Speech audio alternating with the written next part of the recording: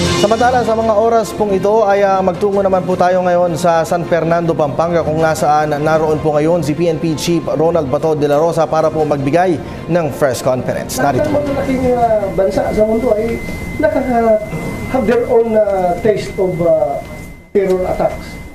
So kahit anong gawin mo dyan at siguro mapigilan mo lang ngayon, hindi mo sila magkakuha, dahil napigilan mo, following day, hindi mo mapigilan mo. Pero pag mag-relax ka, nakakapasok talaga yan sila. Pero, relax, sige lang. Itong terrorism kasi, para itong series. Parang championship, yung championship, ang tawag yan sa kwan mo? Yung playoffs, parang playoffs ito. Parang playoffs ito, terrorism.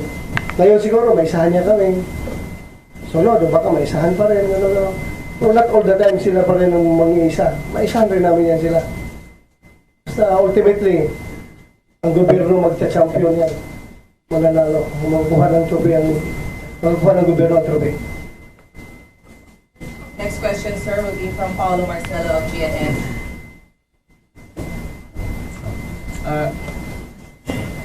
Sir, right now po, are we currently investigating mga ganitong ganitong magnitude ng mga pwede pa pong may inimbestigahan ba tayo ng ganitong klaseng magnitude ng incident rin?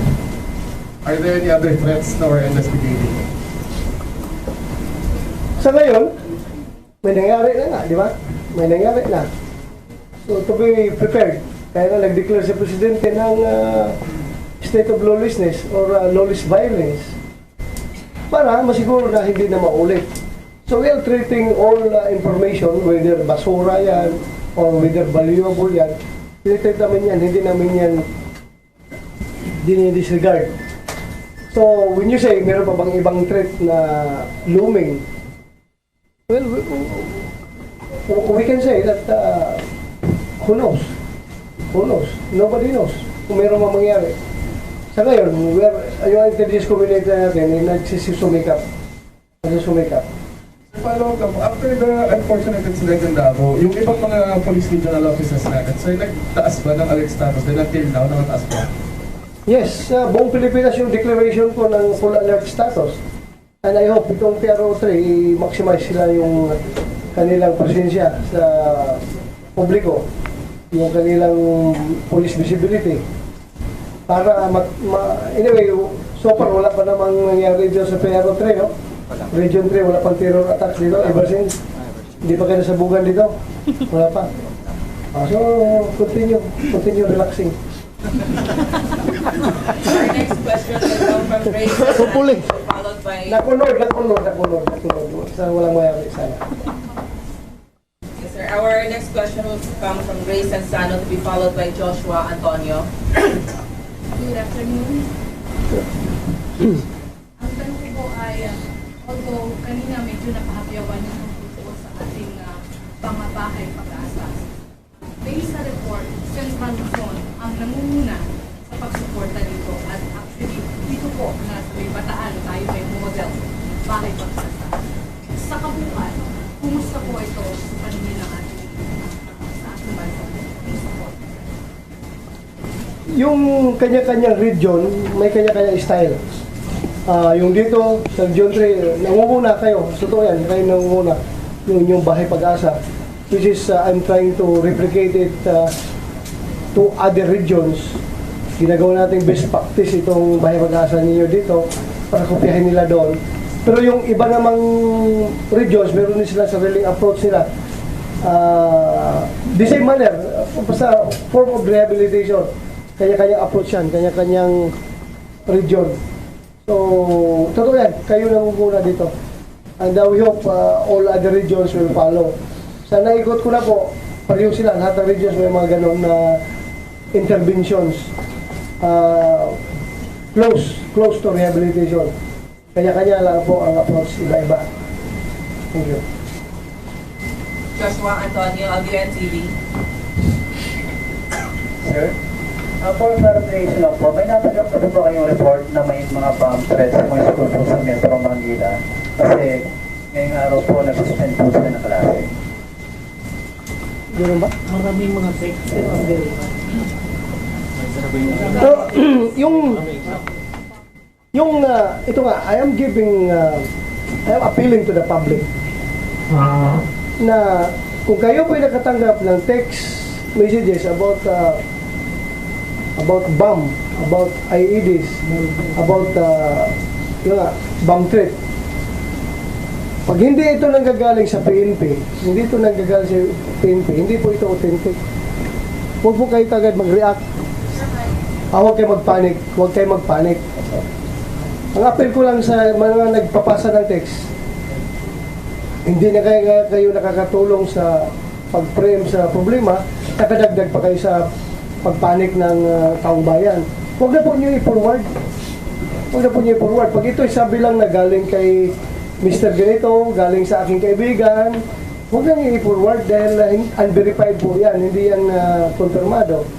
Pero pag kayo nakatanggap ng galing, merong PNP advisory ito galing sa PNP. So, yan po ay authentic at kailangan i-forward natin, i-share natin. Otherwise, yung iba, consider them as panluloko, pananakot, gusto lang sumakay sa sitwasyon, ayaw mag-take ng exams, gusto lang ma-disrupt yung klase nila, gumagawa ng threat na gano'n. So, maraming gumagawa na gano'n na mga threat. Sumasakay. Kawawa yung ating mga kababayan, nabababa yung threshold level sa fear. Madaling matakot at nagpapanik. Ihinto na po natin yan. Second question po. Totoo po ba nagsaano person na po yung ako sa iyo mga landlord? Ano? Nagsaano person, totoo po ba yan? Isa yan sa mga teorya na umuusbong at hindi pa naman talaga natin yan na pino-confirm, pinag-aralan at pinag-imbestigahan. May posibilidad, kaya nga kini-consider, but wala pa tayong strong na evidence to prove na gano'n nga talaga. Pwede. Next question from Maricar Sargano of Brigada News.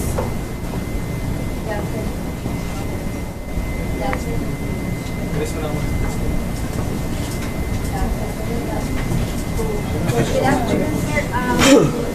Although marami pong itututukan ninyo yung PNP, pero may tentative date sa PNP kung kailan po sisimulan yung kontra illegal gambling naman po. And kung tulad, second question, sir, kung tulad po sa drugs, kung may narco-listing, ang PNP po ba may listahan din po ba kung sino yung mga nagpapatakbo ng illegal gambling? Gusto mo ngayon agad ating hinto? Ha? Hindi, ganito yan. As I've said, marami kami inasikaso ngayon. Number one priority namin itong drugs. Maybe after 6 months, pag kami nananalo dito sa laban na ito, wala na kami ibang tututukan. So, we will shift to illegal gambling. Kung sinasabi mo na narco politicians, meron bang gambling politicians? Gambling lord. Alam mo naman yan eh. Bakit nagtatanong ka pa sa akin? Taga dito ka ba? Saan ka? Palawan po. Palawan. Alam mo naman siguro yan. Meron yan. Hindi man mawala yan. Meron. But, ito nga, nagtatanong kayo, bakit hindi sinabay yung ating kampanya sa illegal na droga at sa illegal na gambling? Hindi po tayo pwedeng isabay dahil yung nga, ito nga lang, sa gambling pa lang, sa drugs pa lang, running out of time na tayo. Kung isabay pa natin yan, lalong wala tayong focus, baka matatalo lang tayo in both fronts. We can't be fighting in all fronts. So kailangan natin concentrate na dito, then later, pag manalo, shift na naman dito sa kabila. Kaya natin priority yung drugs dahil yan ang mandato ni Presidente. At saka, alam po natin, nasa illegal drugs, this is a practical point of view. Sa illegal drugs, maraming buhay na sasayang. Sa illegal gambling, maraming buhay na bubuhay. Di ba? Practical lang. But it doesn't mean na tinatanggap ko yung pera galing sa illegal gambling. I must tell you honestly, maraming gambling lords na nag-offer ng pera sa akin para tanggapin ko. Kung hindi ko tinatanggap, I will never accept that. Kasi, yun nga, after 6 months, pag nanalo tayo sa droga, nakatali na yung kamay ko. Hindi ko na sila pwedeng upakan dahil tumanggap na ko eh. So ngayon, hindi ako tumatanggap. I can tell you honestly, ayaw ko tanggapin. But it doesn't mean na pabayaan ko sila after 6 months. Hindi ako tumatanggap. Pero, yun nga, sa droga, maraming buhay na sasayang. Sa illegal gambling, maraming nabubuhay. Ginagawa sa nakbuhay ito. But still, illegal pa rin yan. Kasi illegal gambling nga eh. Kaya, yun na lang ang priority decision natin. Mas priority yung mas maraming namamatay na sisirang buhay. Baka mamaya, i-misquote nyo ako na, okay lang pala kay Chief PNP yung illegal gambling kasi maraming nabubuhay. Huwag nyo akong misquote. Yun ang order of prioritization lang yun. Okay. Next question, sir, will come from June Malik of Rappler. Sir, may we get your comments as regards the report na pinapatanggal daw ninyo yung Sara Duterte, yung Chief of Police sa Davao City because of the bombing incident. Dahil, because of that, The bombing incident po. totoo po yun. Totoo po yun. In fact, pati yung task force Davao, pinapatanggal niya. Yung army. But, mag-uusap pa kami. I will talk to her. I will see what I can do. Kasi meron naman din kasing mahirap na discuss. This is fun. Amin na ito. Amin naman. Basta meron siyang gusto niya at ako naman, in the part of the PNP, I will try to talk to her kung anong magagawa namin. Okay? Next question, sir, will be from Jess Malabanan, Interaction IORB.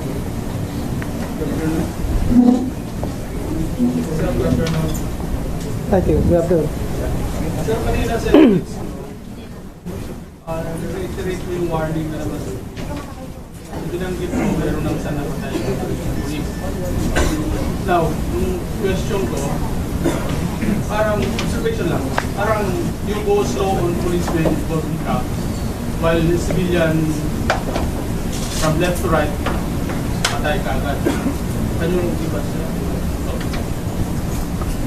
Hindi ba na may mga pulis na namatay? Yes sir. Meron na. Hindi. Yung namatay yun, may death under investigation yun. Yeah. Pero may pulis talaga na namatay sa bypass operation. Meron. Yung mga sangkot na pulis. As I have said, wala kami pinipili dito. Mas gusto pa nga namin patayin yung aming kasamahan na nag-tridor sa aming sinumpaang tungkulan. Totoo yan. Mas gusto namin patayin yung kasamahan namin na tinatridor kami. Dahil kami nagsusumikap na magampanan yung aming tungkulin, tapos itong aming kasamahan, tinatridor kami. That's treachery to the highest level. Pero yun nga lang, kung patayin naman namin yung sila, sabihin naman ninyo na binabayulit namin yung karapatan ng tao. Di ba? So hindi naman sila pinapatay. Di ba? Kung lumalaban, pag nabaypas operation, mamatay sila. Basta ako, rest assured, wala kami pinipili. Wala kami pinipili. Lahat yan mayaman, mahirap, police, civilian, basta ikaw into drugs. Kahit na politiko ka pa, mamamatay ka pag ikaw nasa drugs at lumalaban ka. Kinakalaban mo yung police. Definition mo yung death under investigation. Ilan na po yan nationwide? Ha? Death under investigation. Ilan po nationwide? Sir, ilan na sir? Ang number of incidents ay 1,672. Ang biktima ay 1,805. Ang cases filed, 281. Itong 281 na to, yung SOL. Ang ibig sabihin ng SOL ay nakapag-file ng kaso, nahuli ang suspect ay 176. that ang cleared, nakapag-file ng kaso, pero at large yung suspect ay 105. That's about 17% ng incidents na Sir, ito. paulit lang, 1,672 incident, death under investigation. Yes, 1672. Ang victims ay 1805. Ilan po ang sa Central Luzon? Ay, hindi na nationwide ito. Sir, Sir, ilan ang sa Central Luzon, sir? Well, I think we have, sa armed encounter, we have 230. And while DUI is about 203. 220 sa DUI, death under investigation for Region 3. Number 2 itong Region 3, nationwide. Number 1 is CRPO sa daming DUI. Number 2 itong Region 3. Sumusunod yung Region 4A. Thank you, sir. Our next question will come from Froilan Magtoto of Manila Times. Para rin lang sa mga kapitan natin. Tuloy ba yung pagtanggap nila ng additional allowance? Ano ka ni Ismael Magtoto? Yung mista namin dito. Kilala mo? Ismael, taga dito yun. Ismael Magtoto. Hindi mo kilala po? Pati mukha niya, parang yung mukha. Ha? Oh. Nasa US, nasa US Air Force na po siya ngayon. Yung pagtanggap, tuloy-tuloy po yun. Hindi mo ba? Additional, sir. Additional, oo. At next year, mas malaki pa. Natanggapin namin additional na allowance. So, meron ngayon yung taon na to, next year meron na. Meron pa, lalaki yan. At hindi mo ba alam na ako ang pinakamayaman na pulis sa buong Pilipinas? Oo. Ako ang pinakamayaman. Dahil ako lang nag-iisang 4-star general sa Pilipinas. Ako pinakabataas sa sweldo. Ako pinakabataas sa sweldo, kaya ako pinakamayaman. Kung merong mag-iba mag-claim dyan, hindi po pwede yan. Hindi po pwede. Ako ang pinakamayaman. Ako pinakabataas sa sweldo eh. 4-star ako. Pinakamalaki yung sweldo. Ha? Hindi ko po alam, misis ko may hawak eh. Misis ko may hawak. Hindi ko po alam. Binibigyan ako ni misis ng allowance. Allowance dito eh, 2,000 for this week. Allowance mo. Every week, bigyan ako 2,000 pang allowance. Sir, 60 Wala po. 60 jets. Ako, meron ba dito? Ikaw, alam mo, kung mo, sundo ko? Yung basic ko, sir, is 106. Dalawa. Sa isipin mo, 106. Last year na, sir. Kaya yung mga illegal gambling operators dito, hindi nila ako mababribe. Napakayaman ko, 106 monthly, di ba? Basic salary, oh. Hindi nila ako mababribe. Malaki sweldo ko. Oh. Thank you very much, sir. Tatlo yung anak ko. Dalawang magagandang babae at isang pugi na lalaki. Okay, sir, our next question will come from CLTV. Good afternoon po, sir. Sir, tanong ko lang po, may mga madadagdag po ba na LGUs and police officers sa mga sangkot sa illegal na droga? Continuing yung validation na ginagawa ni Presidente. Nandun kay Presidente ang listahan eh. All other agencies nagsasubmit yan ng mga input sa kanya at pinabalidate niya. Marami pa yung lalabas. Marami pa, madagdagan pa yan. Bakit po kaya medyo natagalan ngayon? At saka ilan po ba ang mga madadagdag pa? Natagalan yan dahil sinisiguro talaga na makasama ng iba dahil nung paglabas sa listahan, ang dami nagagalit. Ang dami nagtitik sa akin. Bakit hindi kasama yung mayor namin dito na alam namin ito yung drug lord dito at napakalakas ng droga sa aming munisipyo dahil yung mayor namin siya mismo drug lord. Maraming ganun ng mga text yung nagagalit. So pinabalidate namin. Madagdagan pa yan. At kung ilan, marami yan. Hintay-hintay ka lang. Sir, yes, sir. Thank you, sir. Last question, sir. We have Aya Makalma from PTV4. Hi, sir. Good afternoon, sir. Going back to the Mayor Sara, was that a wise move from her after the incident of Batangas?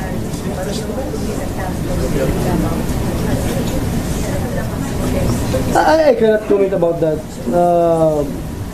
May kanya-kanya discretion yung mga local chief executives. You better ask her. Ayaw kong awayin niya ako. Mamaya ako na masuntukin niya. Magalit yun. Sir, my second question.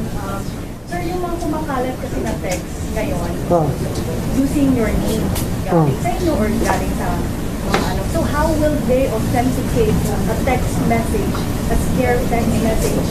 So mga ordinary papaano natin? And how do you also have an investigation already about this? Kasi this is not the first time nagkaroon ng ganitong klaseng bomb scare text message. Tama nga, no? Paano nga pala ma-verify yung authenticity? Kasi pwede naman gamitin ng yung text. Ito po ay galing sa PCRG. Ito po ay galing sa Directorate for Intelligence ng PNP. Ito po ay galing kay Chief PNP. Yung si forward. Problema nga pala yan. Paano ma-authenticate? Ganito na lang.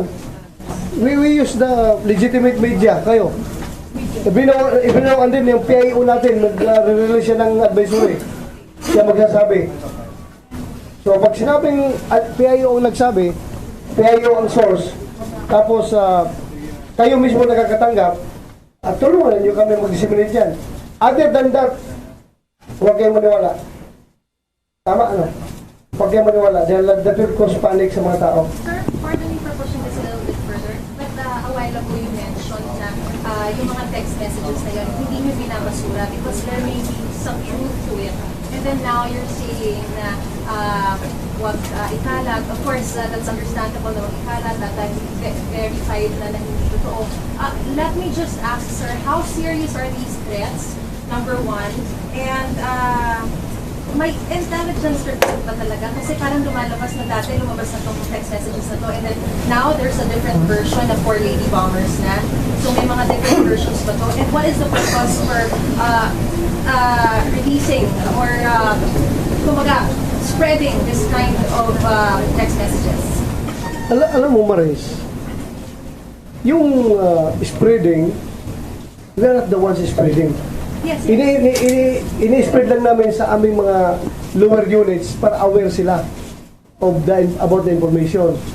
Ang problema kasi yung media, yung aming internal lang na documents, kinakapture ng media, tapos pinapasa sa iba, kaya na-share tuloy sa mga tao na hindi dapat mapag-sharean. They are classified information. Sir, kasalanan pala namin. Totoo yan. Sir, totoo. how serious are these threats? And what is the purpose of... Very serious. Kaya ka namin pinagtuunan ng pansin. No. So, ano ang totoo, sir? May katotohanan ba yung messages na ito?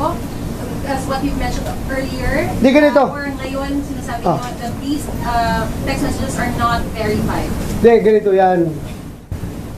Ang ibig ko sabihin na i-stop ninyong ikalat yung mga nagkakalat na text messages na alam naman natin na mga kalukuhan yon. I am discouraging the public to disseminate to the public dahil magkukos ng panic nga.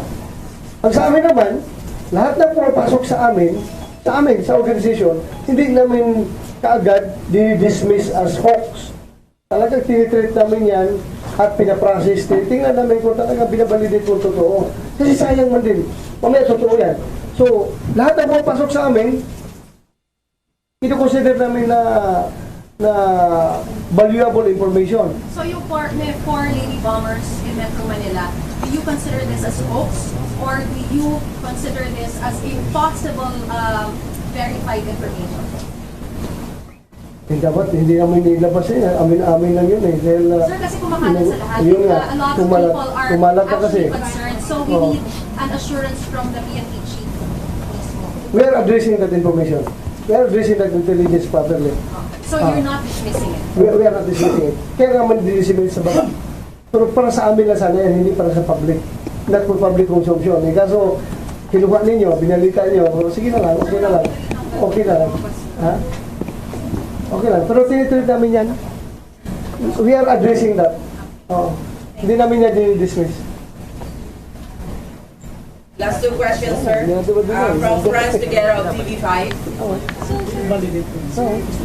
Parang with August 5 intel information na yung story saying na lulusutan, kaya nagkaroon talaga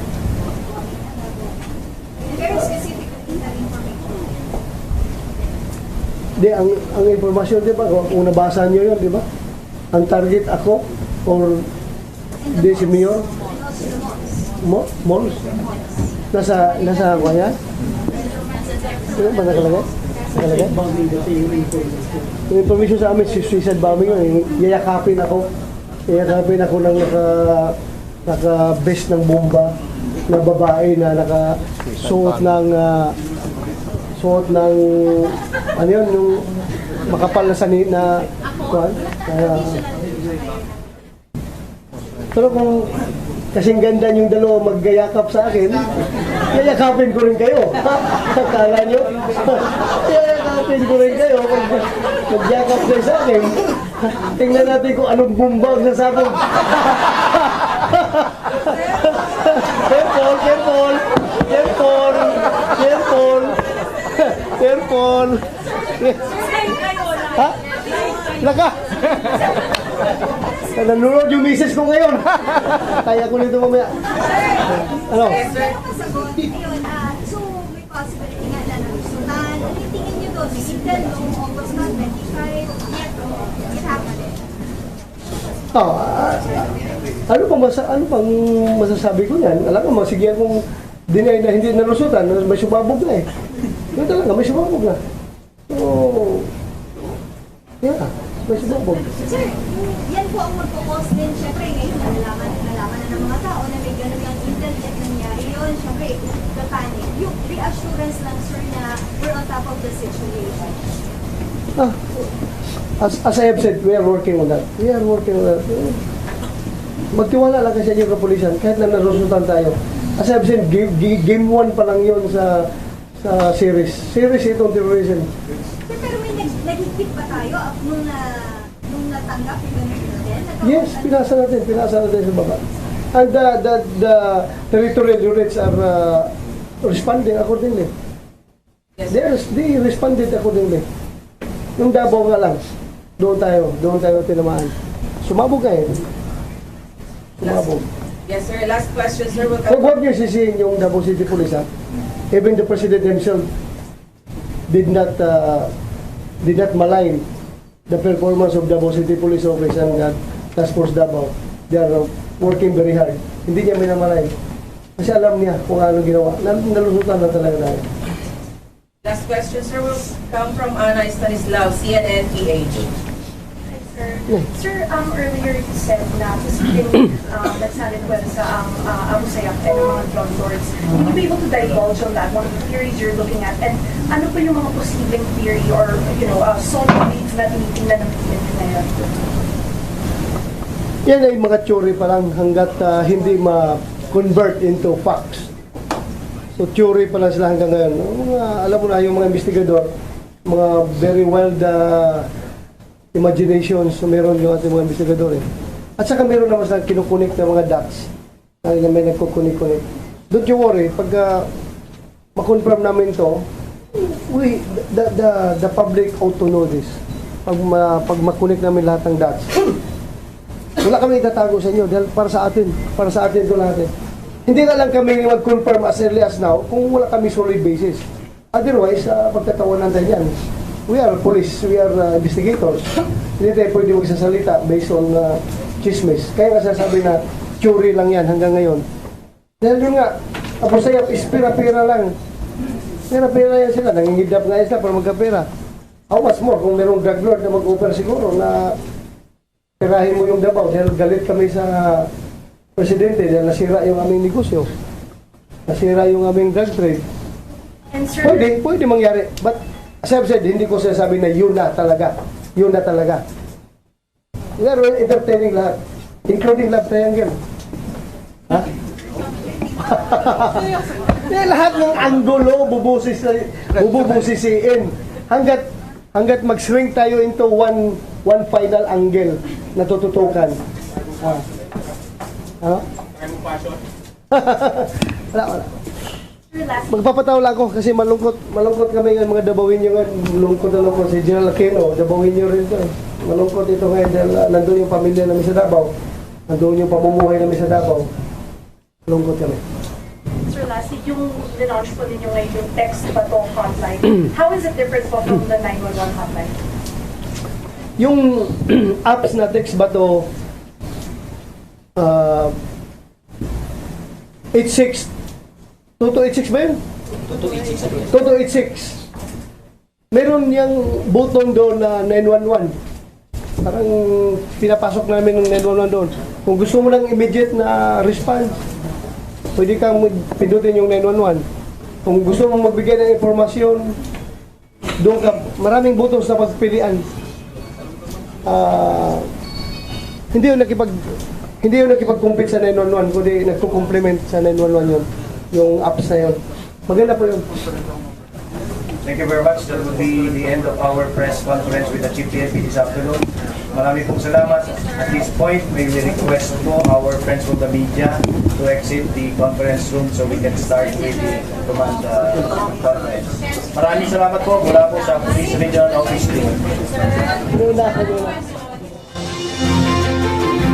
At inyo pong natungayan ang naganap na press conference ni PNP Chief Ronald De La Rosa dyan po sa bahagi ng San Fernando, Pampanga. Kabilang po sa mga napag-usapan sa press conference na yan ay ang patuloy na paglakas ng operasyon ng PNP laban pa rin po sa illegal na droga. Itinaas din po o patuloy rin po ang paghihigpit ng seguridad sa bansa matapos naman ang naganap na pagsabog sa Davao City. Samantala, nagpaalala rin po si PNP Chief Ronald Bato de la Rosa na huwag maniwala sa mga text messages na posibleng magdulot ng panik at maghintay muna ng kumpirmasyon mula sa PNP.